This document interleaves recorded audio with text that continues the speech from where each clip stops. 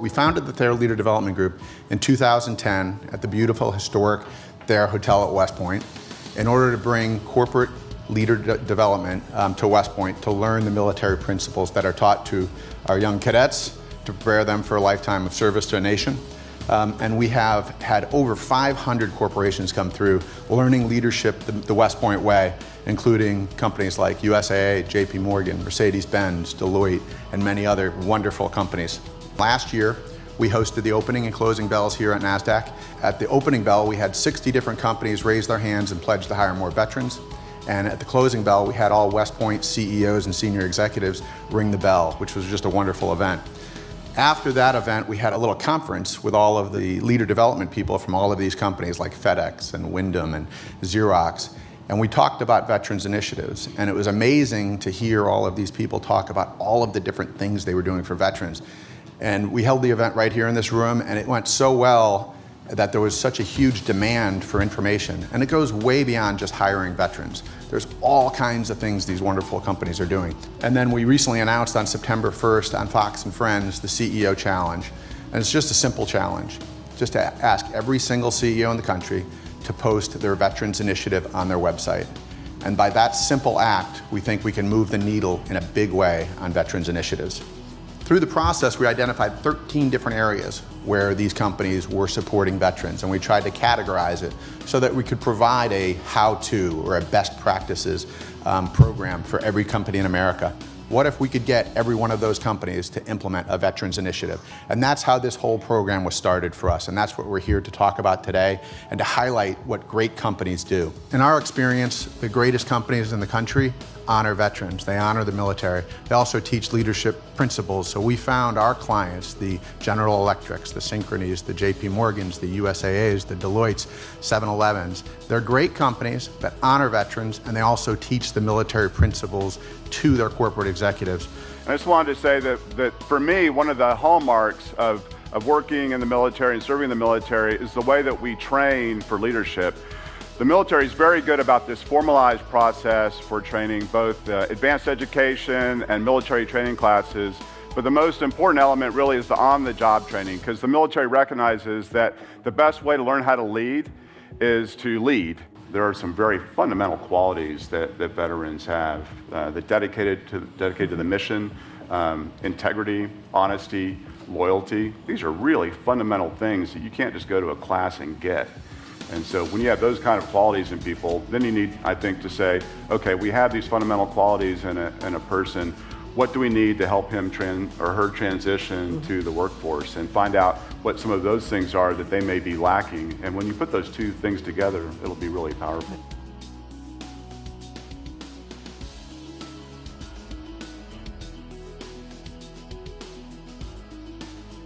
There's a group of us veterans who try to go ahead and educate. We believe education is the key to helping out our veterans and corporate America. Soldiers come up to me, all I know how to do is push around troops. Bull! You know how to motivate, you know how to counsel, you know how to organize, you know how to plan, you know how to do all these things. What does this job entail that you've now specified that you want? Let's go ahead and match up that skill set with the skills that you've done and the accomplishments that you have. So that's education over there. On the other side of the coin is education in corporate America. And it's every single one of you out there and up here, all of us, who have to educate corporate America. We have the duty upon ourselves to talk to our people over lunch, over dinner, over drinks, in the office, to go ahead and educate them about what our soldiers can go ahead and do, what their skill sets are, how you can go ahead and train them. Just like when you start up a new business, you got to train somebody. We can go ahead and train them. And so it's education on both sides. What we've been doing behind the scenes is making sure that every one of our managers who's going to be interviewing understands that the veterans coming in may not actually speak corporate. They might not speak Wyndham. They might not understand specifically the duties, the jobs, and the responsibilities that we have, because they come from a different world.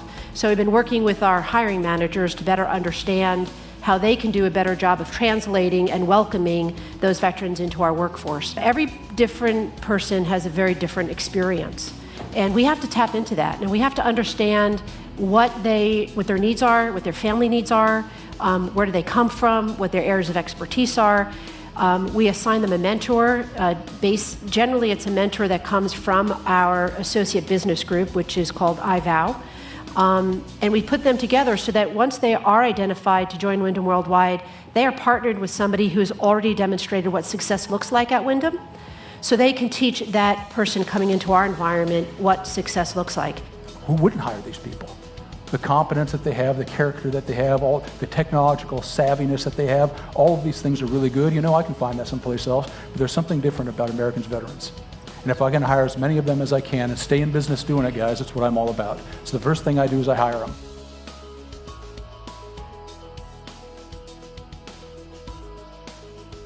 One was very much a funded program called the Military Officer Leadership Program, and it was an MA program. GE did it, has done it for many years, in which we bring in usually post 9/11 company grade officers, but also some senior non-commissioned officers, and we give them 3 6-month rotations in which they get exposure to the company, but intertwined between that, some very formal education. We find on the job is really the most valuable and the most important, because I think that's what many individuals changing industry are most concerned about is the lingo, the acronyms. How do I do my job? How do I behave? How do I dress? You know, what's expected of me is very, very important.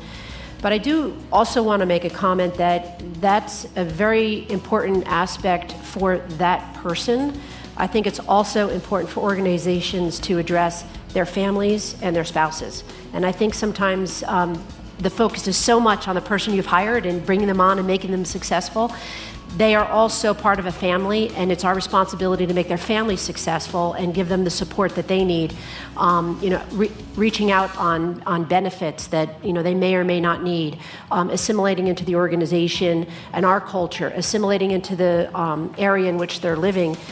Sometimes I think we take it for granted that military families move around quite a bit, but that doesn't make it any less of a responsibility for us as their employer to make sure that they're feeling comfortable with us and with their surrounding new friends and new colleagues and new families. So it's about placement, it's about putting them in the right position, and then it doesn't stop there. It's mentoring, it's watching them, helping them to self-actualize, and if they don't, tell them not to be afraid that okay, I made the wrong choice, I'd rather go someplace else. That's fine. We're lucky in corporate America, we have such a vast selection of positions that we can go ahead and find, that we can get the person in the right place. One of the things that we do at Wyndham is a lot of outreach to small businesses. And sometimes it's difficult for small businesses to break into big companies and understand how you get in their preferred vendor status. How do I do business with them? How do I get part of our $1.8 billion in spend every year? How do I become a certified veteran-owned business? And so we have a mentoring program that we try to do outreach across diversity, African-American-owned, women-owned, to help organizations set up their organization. How do you come in and do a pitch to an organization such as Wyndham? And we find that a lot of the individuals, and some of you even here today, you come out of service and you start your own business. But where do you start? And where do you start to engage in organizations like ours and others, Citi, et cetera? And we think it's really important for us to kind of give our knowledge to others so that they can then, in turn, do business with us. So that's part of our outreach program. Oh, that's great. And then I couldn't sit up here without also talking about our brands and our products. So Super 8 just announced today, it's one of our products, not only do we continuously have discounts, but we're also going to have all preferred parking for our veterans. All of our brands, whether it's Wyndham, whether it's Wingate, whether it's Hawthorne, Microtel, Ramada, even our timeshare business, we do special outreach to our veterans to say, do business with us. We know you are an incredibly dedicated and loyal group of individuals that when you find a brand, West Point, you find a brand, you stick with it. And so Wyndham is trying to tap into that and increase its presence with our military families and veterans to make your stay with us that much more comfortable and, quite frankly, reasonable as you're traveling around and vacationing with your families.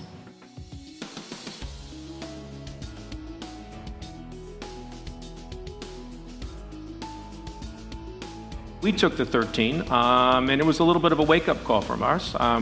I originally, as I sent it out to my HR team, thought that we'd probably get high marks on all 13, and guess what? We didn't. As a matter of fact, what we learned through the process was we probably can't get high marks on all 13. I think there's an axiom to business that I've carried with me for many, many years. If you do a couple of things, but you do them really well, you will likely succeed more than if you try to do a lot of things that you do just okay.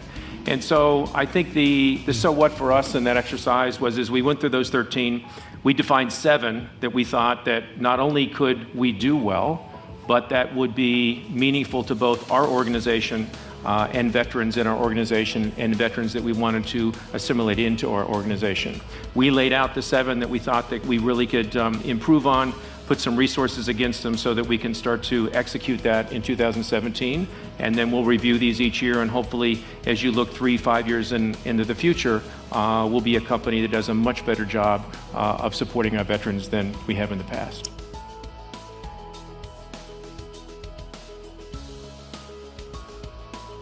Veterans in service to our nation created hope. Created hope. And you know, that's what leaders do. They create hope. Every single one of our young men and women, regardless of rank, goes through leadership training and certification. In so many cases, people, young men and women who serve in the military, have more leadership training than people who are running businesses and government. Think about that. They created hope for our future. Now, what we have the ability to do is create hope for their future. Don't call it a program, don't call it a policy, call it a mission. An individual mission to reach out and touch you and shake your hand and go, oh, you're a veteran. Oh, you know, let me talk to you about some of the things we do in our business and program. Don't call it a program, don't call it a policy, call it a mission. To reach the individual, to reach the entity. It's so important to what we do. We thank all the companies who are represented here today for your efforts to support our military and our veterans, and for creating your own veteran support initiatives. And we'd like to thank the Thayer Leader Development Group at West Point for not only organizing this closing bell ceremony and the Veterans Support Symposium earlier today, but truly for helping to bridge the civilian-military gap by bringing corporate leaders to West Point to learn the timeless leadership principles that are taught to our men and women in uniform.